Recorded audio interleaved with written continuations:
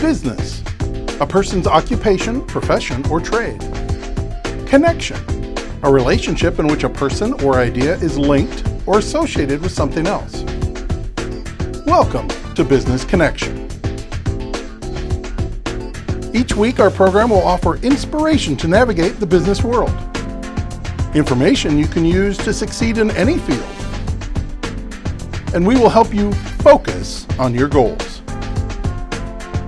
Join us now for Business Connection with your host, B.C. Clark. Well, hello, everybody. This is B.C. Clark, and you are at the Business Connection. Today, my guest is Amy Polite. Amy is a new author. Just wrote a children's book and a hair book. A hair book. A hair book. She's going to tell us all about it later. But anyway, the Business Connection, we interview business owners across the state. And today, we're really excited to talk to Amy about her first book about the garden and the hair. Is that right? Yes. Amy, welcome to the show. Thank you. So tell us a little bit about yourself, Amy. I actually am a native New Yorker. So I moved here in '95, and I'm a private gardener. So I've been doing that for about 15 years. I have my own private garden maintenance service where I take care of about 20 homes and their landscapes and help people take care of their property, whether it's coaching them or actually doing it for them. Yeah. That's awesome. So I never knew that. I knew it was the garden. Yeah. And I thought that the garden was associated with, I knew it was associated with the hair. Yes. But I didn't know that it was actually, the business was doing the garden. Mm-hmm. Well, that's special. Yes. So when did you get into that? It was 2000. I started journaling in 2007. So I got into gardening a couple of years before that because my grandmother's house is pretty big and she had a big landscape, and I just wanted to start playing around with the plants. And then 2007 is when I got serious, but I was trying to figure out, like, should I go to school? So I went to Metro, took a couple classes, and didn't kind of vibe with that. So I'm trying to figure out, like, what's the less expensive or free way to learn about gardening. So I went to volunteer at the Botanical Gardens. Oh, and that's smart. Yeah. after a year, me and one of the senior gardeners there, we bonded, and I mentored underneath her because she had her own private garden maintenance business. Okay. So then after 3 years of just working with her on her homes, she pretty much was like, okay, now you go start your own business. And I'm like, I don't know what I'm I don't know what I'm doing. She's like, you like pulling weeds and people don't. So yes, you Absolutely, I don't. I don't like that. I don't like worms. A lot of people don't like I worms, don't. but we need them. Thank you. But I don't. And I love flowers. Yeah. Inside and out. Yes. And so I like to plant perennials that come up automatically by themselves, so I don't have to dig anything. Oh, you're ahead of the game because most people don't even know what perennials are. They don't. Yeah, so I mean, I love that part of it, but I'm not digging, I'm not shoveling and pulling weeds. And it's not that I think I'm too good for that. I do, but I'm scared, so I ain't messing with no worms. Oh, they just leave you alone. They just they just slime too over creepy you for me. and They're creeping things. But I'm glad that, and that's why they have people that do different things, right? Yeah. I would not try to be a gardener. Yeah. Although I did put some tomato plants in a pot. And I did do, which worked out well because I didn't have to get into the earth. Exactly. Once I put the potting soil in there, it was good. And the tomatoes came out really nice. I wanted to try some other things, but I don't want to do anything in the ground. Oh, it's so much, and it's so therapeutic too. It's something about, like, even when I'm like working with my hands, usually I'll wear gloves if I'm in someone's yard that either has a lot of animals or it's new to me. But it's like there's actually bacteria in the soil that helps with your, like, if you have issues with, they're natural, like, antidepressants in the soil. So it's something about working with the earth that, like, it's meant for, like, us to be connected with it. Yeah. And it feels way different than, like, potting soil. Like, it's a totally different experience. I'm sure. I'm sure. I think the reason why I don't is because when I was younger, we used to go fishing. That was a family thing. I don't do fishing because I don't want to hook See? Yeah. So that's Okay. my Okay, thing with I get worms. that. I get and that. I never did bait the hook, but they just squirm too much for I me. get that. And then, but I love catching the fish. Yeah. You know, and bringing them in. However, when it rains too much and you see the worms on the thing, Yeah. I just go nuts. And see me, I go and pick them up and put them back in the ground. Anyway, so can't do it. But So yeah, so that's really good, really nice to know that. So when someone calls you up and say, "I have an area that I want to have either prepared to garden," or do you go in and actually, or they may say they have a landscape piece, yeah. like you So know. and they usually it's most of either people's backyards, like most people will have garden beds. So those will be the areas around the property that you see with shrubs or flowers or whatever. Okay. And most of the time that gets weedy or grass from the lawn grows in there. And so I'll get clients that most of my clients are older, and most of them are older gardeners. They just physically can't do it anymore like they used to. And they want somebody who knows what they're doing without having to explain everything to them. Right. And then some of my clients are actually new homeowners, but they've bought an old house, so they don't know what's in the landscape because they don't know what the last owner did. had there if they did anything. Yeah. And then some are just busy. Like they want to do it, but they don't have the time. You know, so. Yeah, and I think that sometimes that's my case too, but I know I just want to do the other stuff. Yeah. But I love to have the flowers come up and they be so beautiful. I love that. And I don't weed per se. Yeah. Because I put mulch down and, to keep that, but obviously every year you're mulching. Yeah. Again. But I do have an area in the front that had bushes there, sticker bushes. So I did dig them up. Okay. Now, I'm not sure I got everything out of it, but because I know it's still some roots and things Yeah. there. So that needs to be done, just done and back to where I can put flowers Yeah. there, because that's what I really wanted. I didn't want the bushes there because they Yeah. just was. A lot of people have been doing that. Like, I guess there was a period of time where everybody just had certain Bushes. in front of their Yeah. house. And now people want, especially during the pandemic Yeah. and after, with the amount of time people had to stay home, they got a lot of time to really look at what their property looks like. And that's when I got a lot more calls coming in because. So it's called garden maintenance? What's the name of it? So my business is Polite Garden, so it's my Polite last Gardens. name. Yeah, I like and that. Garden maintenance, like most people, when you think of like landscape companies, you'll think of like Kinghorn Gardens or Mulhalls or Atlanta Haas, where they actually come in and do like your major hardscaping, building the area, putting the plants in. Yeah. And so what I do is I usually come in and I maintain a lot of landscapes they've actually installed over time. Maybe they don't want to use the companies anymore. Sometimes the companies don't have a lot of time to go in and do like the little fine tuning, detailed stuff. So, Okay. Yeah. And I can imagine they're being really expensive too. So if someone's retired or something and still want that done, they wouldn't want to do that. That's really great to know, because I didn't know. You see all the Mulhollands and all those. Yeah, and then there's a know. lot of mowing companies too, and sometimes they can do maintenance too, but it's certain people, they're just particular about their plants, like, you can take your kids to a daycare center or you can hire a private nanny. Right. So You have it's your like choice I'm of more doing of like those. the nanny. Yeah. To come in and do that. Well, that's really great. So tell me about the garden and the book. So Garden My Hair, it was, I write a lot of everything. So when I started actually gardening and learning how to garden, I had a journal that I just would write everything I would do in the garden. And then at the same time, around maybe 2008 or before that, I started wearing my hair natural. Like I used to get straightened all the time, and then I just was like, well, let me stop wearing braids all the time. Let me stop straightening and actually just wear my hair and get used to it. So I started seeing similarities between hair care and garden care. So with the gardening, I'm just like writing like a diary, but with the hair care, I was very like, okay, this is what, I was very like listed. And so I just saw like, oh, this can be something where I can like show people how they can take care of their hair, like a garden, and vice versa. Yeah. But that was like maybe 2010, and then I just kind of let it sit.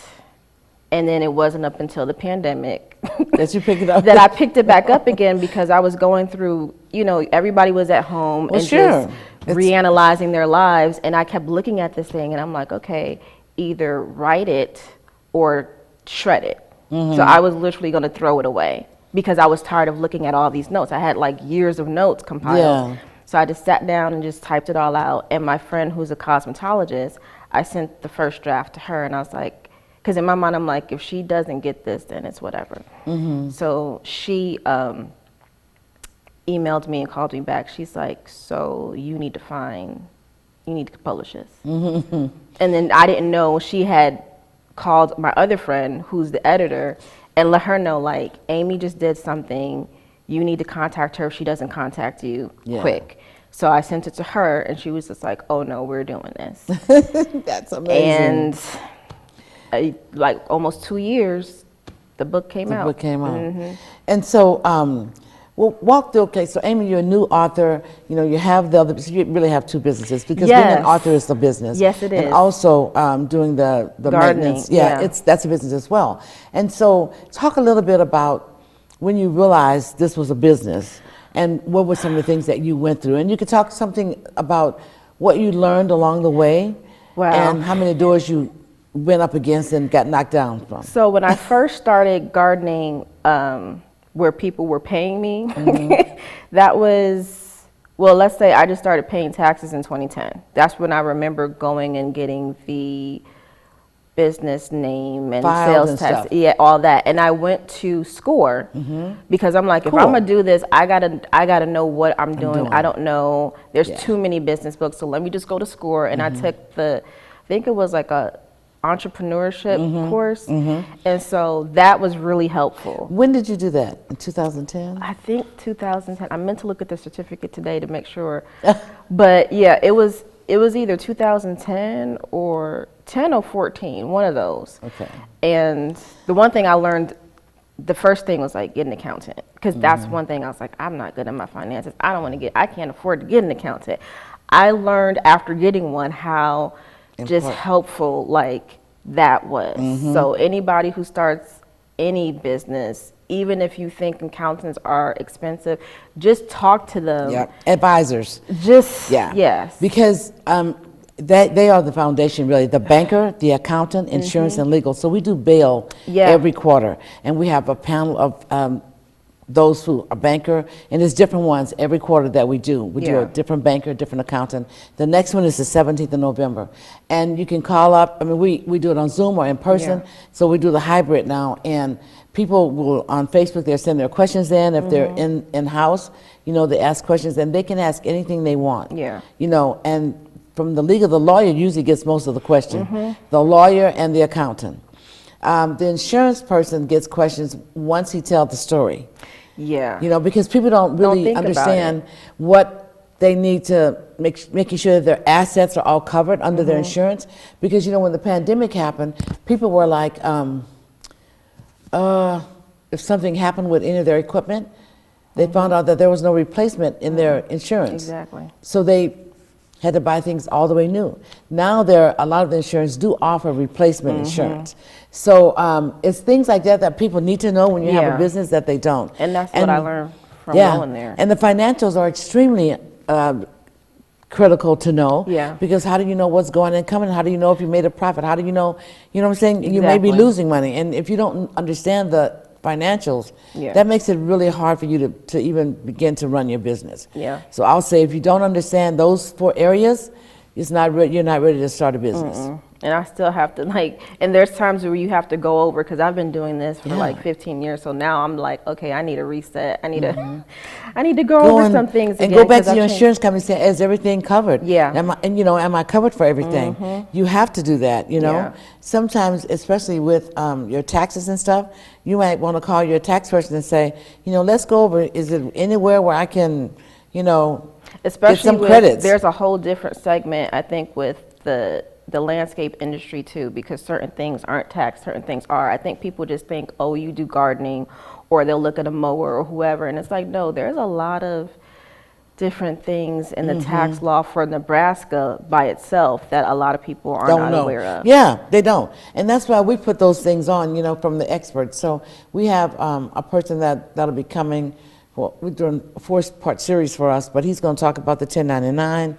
He's going to talk about the taxes that people don't realize how things are changing with the IRS. Yeah. And so there's a lot of things that are going on, and if you're not on top of that, you could be in a whirlwind when it comes tax time. Yeah. Especially if you have employees. Yeah. So, and if they're 1099, the session that we're having on the 16th is all about 1099, because people don't really know the difference in a W-2 and a 1099 when it comes to IRS. And there are definitely some differences. Yeah. So, yeah, a lot of people, if you have 1099 and you telling them what time to start, what time to end, you providing all the stuff, they're a W-2 employee, and you're saying 1099, and so you just really need to understand the rules behind it. But, so I want to get back to that book. So, so that's kind of. And I'm just now realizing, think I just told one of my friends, it's like me being an author. A lot of people are like, I want to write. I'm learning that just like I had to learn that I wasn't a gardener, I was a business owner. And now I'm having to do it all over again with the book. Like, okay, yeah, I wrote a book, but now this is a whole nother It's a business. Absolutely. And yeah. And most authors, a lot of, if someone writes a book, they don't consider it a business, because I meet with people and they'll say, well, I just wrote my first book, and I'm getting ready to write my second book, and I want to get money, funding for, this, that, and the other, and everything, and that they self-publish the first time, and they're going to try to go with a publishing company for the second one, and so I said, well, being an author is a business. She said, no, it's just writing. I said, no, being an author is business. I said, so I would love for you to go through some of the workshops, like the business plan and all this stuff. And she has, and she was like, I had no idea. Yeah, I had to do a lot of YouTube university research, like ISBN numbers and copyright and Library of Congress and all that stuff that you have to do behind the scenes, because anybody can just take your stuff and so it's like I had to get all my ducks in a row before I even sent it to the company I used to print and distribute it, because I didn't want to deal with that afterwards and then have to go back, because once I started seeing how much stuff costs to redo, I'm like, no, let me get it right the first time. So let me get all my ducks in a row before I hit send and print and publish, because I don't want to have to do it again. Go back and do that. No, that's for sure. Well, let's talk about the book. Okay. What's the name of the book? You can hold it up so that the audience can see it. It's called Garden My Hair. Garden My Hair. A Growing Mix. And it is a illustrated memoir / manual / I call it a mixtape. Yeah, because, a mixtape. Yes, because every chapter is the title of a song. And there's actually a Spotify playlist in the back of the book, so you can listen to the music. And it's my journey from learning how my hair experiences and tying them in with my garden experiences. So it's two timelines. A timeline of me being okay with my hair and being a business owner, and an actual seasonal timeline for gardening and hair care. So you can learn how to take care of your garden hair through the seasons, as well as learn about my story is weaved in between that. Yeah. And I wrote it was the illustrator, who's also a friend of mine. I told her I wanted it to be very visual, because we live in a time where social media dominates, and a lot of some people don't like really reading, and I'm like, I want you to design the book as if there were no words. I want you to be able to I want people to just look at it and just enjoy looking at it. Good about it. And then maybe if they read something, they'll learn a little bit. I want to read some of the the tracks. The tracks. So we have track 11, Winter, California Dreaming. I love that. By the Mamas and the Papas. Yes. Track 12 is Weeds. Yes. Superstar Lauryn Hill. Exactly. That was really the day. And then track 30 is Pest, Buckaboo by Destiny's Child. Yes. Track 14 is Practical, Something in Common, Bobby Brown, Fort Whitney Houston. I think that this is really good, and it's really like you know when you get in here, you're looking for it to be like a book with just full of words. But what's really nice is that all of the illustrations that are in there, and it's really because most gardening books. Yeah, I have a couple. It's like I didn't go to school I paid for like gardening. $30 for one, and it's unless and you still haven't love read it. gardening, you're not gonna really read all that technical Seeds. stuff. And so I wanted it to not look that. like a basic book. I didn't want it to look like a gardening book. I didn't want it to look like a regular hair care book. I wanted it to be just different. So it looks like my actual journal. It does. Yeah. It does. So a lot of people think it's a kid's book until they start reading it and they're like, wait a second.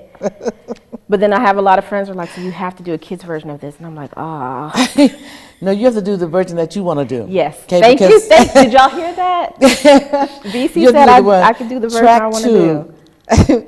Como La Flor by Selena.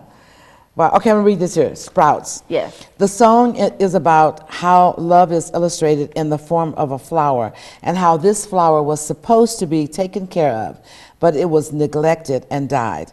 Many have had this experience with hair and plants. I love that because it's kind of, you're bringing people into the story that you've written, and they can all relate to it because of hair, and if they even like the oil or the soil, I mean. Yeah. You know, so this is really a great great book. You guys you really have to get this. It's on my website, yes. But this is really nice. I like track 3. I'm Coming Out by Diana Ross. Yep. I love this. That's a chapter when I realized I can be a business owner and I can be okay with my hair. Bloom. Yes, bloom. I love it because it really, you know, it helps you get really into it. Well, this has been amazing. And track 9, Summertime. DJ Jazzy Jeff. Go ahead. No, I love this. I think this is so cool. Thank you. And this is a great book, and to be your first one that you've ever written, I'm so proud of you. Oh, thank you. This is amazing. Thank you. But thank you for being on the show. Thank you for This has been really me. awesome. You have a tip for people that may be wanting to get started as you hold the book up? Yes. Before we end, just leave that book up in your hand. But so there's a lot of entrepreneurs out there that are talking and wondering, so what is like something you would tell them, a tip that you would tell them about if they had a business and they're thinking about it, it's set for 9 months for you? Yeah.